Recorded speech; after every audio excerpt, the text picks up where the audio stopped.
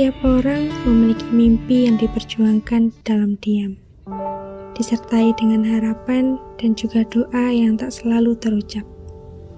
Di balik langkah yang tampak berani, ada pergumulan panjang dan kepercayaan yang dibangun sedikit demi sedikit. Kebahagiaan hari itu bukan hanya tentang diterima di sebuah universitas, tetapi tentang restu yang mengiringi. Di tangan yang saling menggenggam, ada kasih yang menguatkan. Dalam pelukan orang tua, tersimpan doa agar perjalanan ini menjadi jalan pertumbuhan, bukan kehilangan arah. Dalam setiap langkah awal kehidupan manusia, selalu ada pertemuan di dalamnya. Sejak awal, manusia diciptakan untuk hidup dalam relasi. Dari situ, ia belajar mengenal diri, memahami perasaan, dan perlahan menemukan makna hidup. Relasi menumbuhkan kerinduan untuk dikasihi dan dicintai, sehingga cinta hadir sebagai kebutuhan yang wajar untuk diterima dan dimengerti.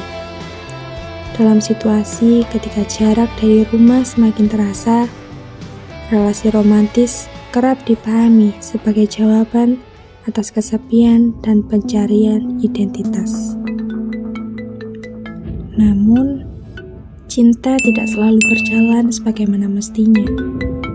Ketika kasih yang seharusnya memerdekakan mulai berubah menjadi tuntutan, ketika perhatian menjelma menjadi kontrol, kebebasan perlahan mulai menghilang. Cinta yang menuntut penjelasan berlebihan, yang tidak memberi ruang untuk berkata tidak, bukanlah kasih yang sejati. Relasi semacam itu perlahan mengaburkan batas antara kasih dan dominasi, antara perhatian dan manipulasi. Hubungan yang seharusnya dibangun dengan saling mendengarkan dan menghargai, bisa saja berubah menjadi hubungan yang tidak sehat ketika komunikasi yang semestinya berjalan dua arah justru menjadi timpang. Relasi yang toksik dan manipulatif perlahan mengubah cara seseorang memandang dirinya sendiri, termasuk cara ia memaknai tubuhnya. Tekanan intens secara terus-menerus yang dibungkus sebagai tanda kedekatan, kepercayaan, atau pembuktian cinta membuat tubuh yang seharusnya dihormati sebagai anugerah Allah kehilangan martabatnya. Seksualitas yang diciptakan sebagai sesuatu yang kudus direduksi menjadi alat pemuas hasrat dan sarana mempertahankan relasi yang tidak seimbang. Di tengah kekacauan itu, hati kecil masih berbisik, "Ini bukan diriku yang sejati." Di tengah gejolak ini, ada kerinduan untuk didengar tanpa dihakimi, untuk diterima tanpa syarat.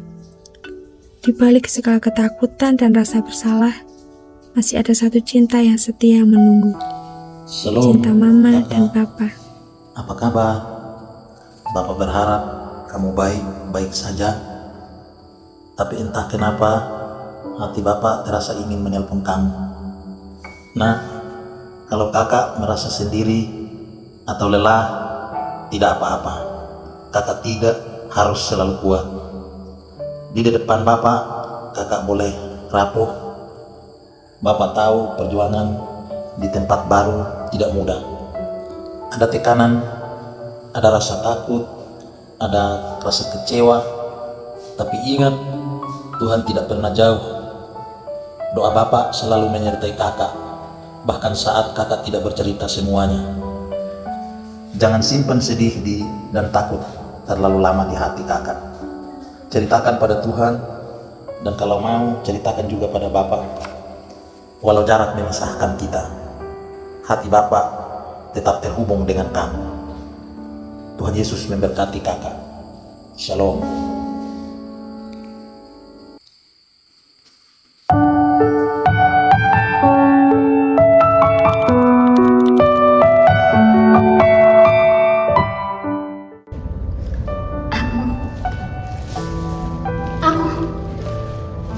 Siapa aku?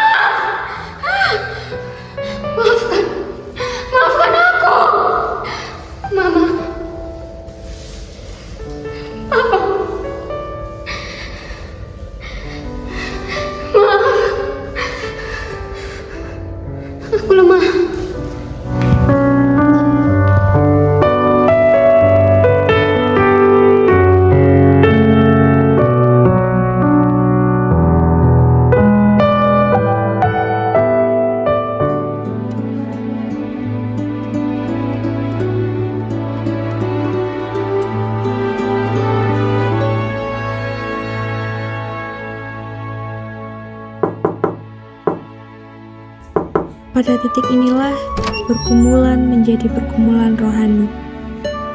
Identitas manusia tidak ditentukan oleh sejauh mana ia diterima atau diinginkan oleh pasangan, melainkan oleh kasih Allah yang lebih dulu menerima tanpa syarat.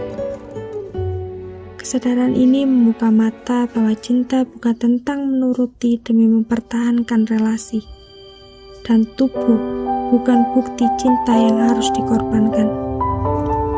Tubuh adalah milik Allah, tempat kehadirannya yang kudus, bukan objek yang boleh diperlakukan sesuka hati. Pemulihan pun menemukan jalannya, bukan sendirian, melainkan bersama komunitas yang menerima, mendengar, dan menopang tanpa menghakimi. Di dalam sebuah kebersamaan, luka akan dirawat, martabat dipulihkan, dan relasi kembali diarahkan menjadi ruang pertumbuhan, tempat kasih Allah nyata melalui sesama.